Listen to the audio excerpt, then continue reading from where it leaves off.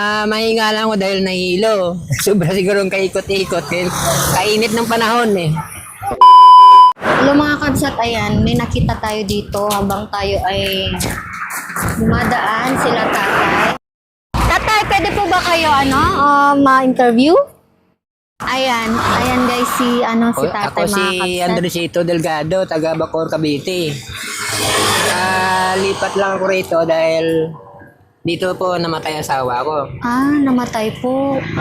Tapos yung anak buhay ko po, ito, nangangalakal na lang kasi may edad na ako, 62 years old na ako eh. Hindi ko na kayang magbukid o maghanap buhay.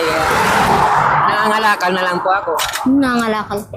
Namumulot ng mga pwedeng pakinabangan na basura. Tay, sino po tong kasama niyo po, tatay? Anak ko po ito yan eh. Anak niyo po. Oo. Paano po yan, tatay? Diyan na lang po kayo nakatira.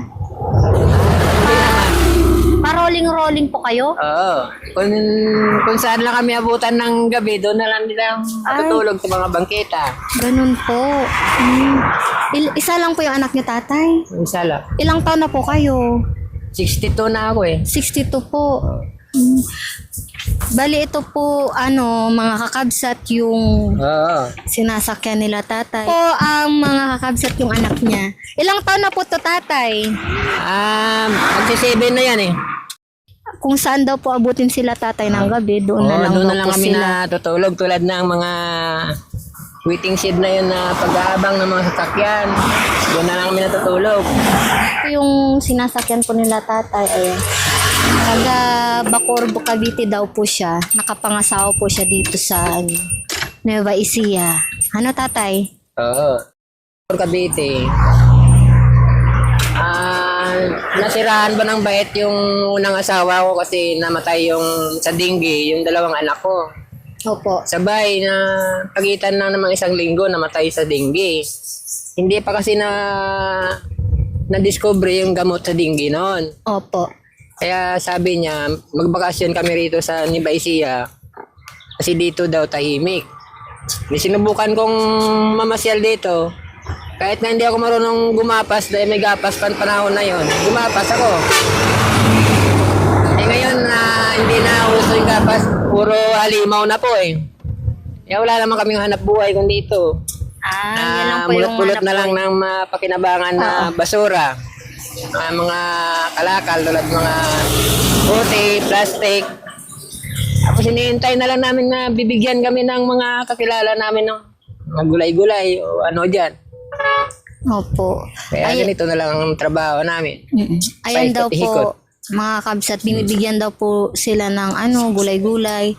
Nangangalakal daw din po si tatay. Ano, tatay? Oo, Namumulot-mulot ng kung o ano-ano po. plastic. Opo. Pati lata, kinukuha rin namin yun.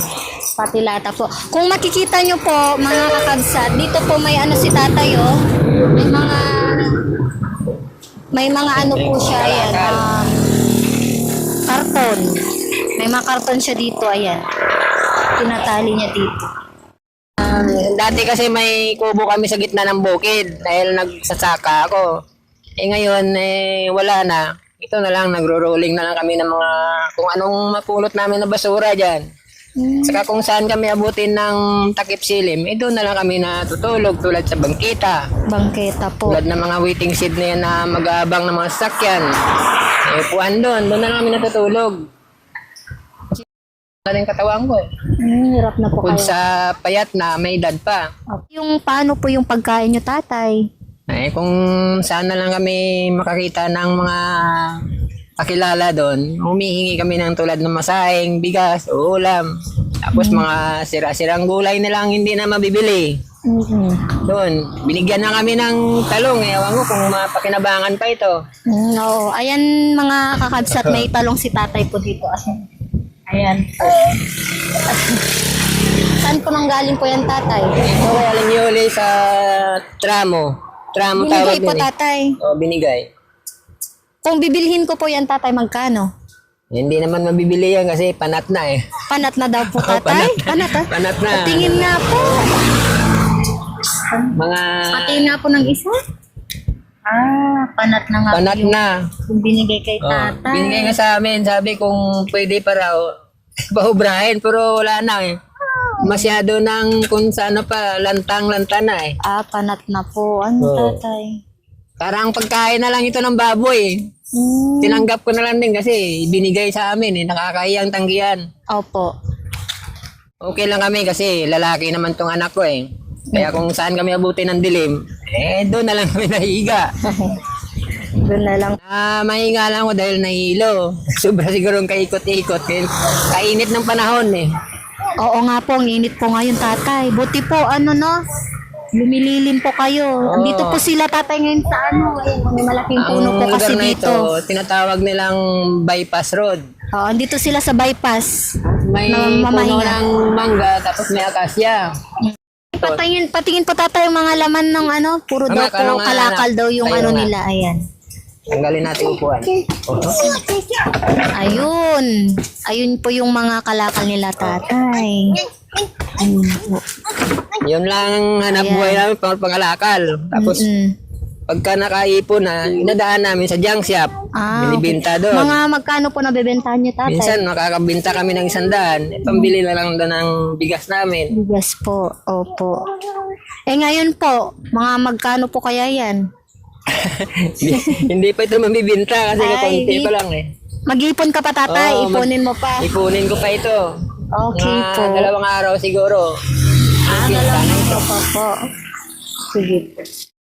Yung sasakyan. Tatay, ito po. Tay, mabigat. Kunin niyo po yan. Tapos ito po, sa anak niyo po to. Ayan. Opo, ayan po. Tatay, Mas ito po. Pasensya niyo. Tatay, pasensya niyo po muna po yan, no? Ayan. Thanks. Salamat. Ayan po si tatay.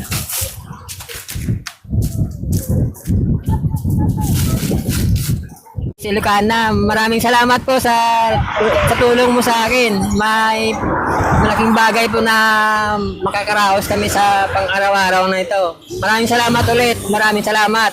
Opo, thank you din po, tatay. Mag-ingat po kayo palagi.